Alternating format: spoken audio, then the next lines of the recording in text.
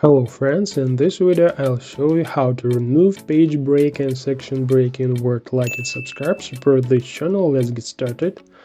Page breaks and sections are invisible lines separating the document, and in order to delete them we need to see them first. In the paragraph section, click Show Hide button. This button will show all the invisible formatting of the document. Then select section break or page break that we want to delete and highlight it by placing the mouse cursor before the break, and then just press the delete button on your keyboard. It's that simple.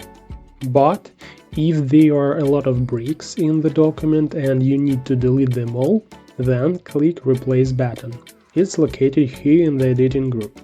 To remove section breaks, enter the caret symbol and the letter B in the Find What field. You will find the caret symbol on your keyboard under the number 6.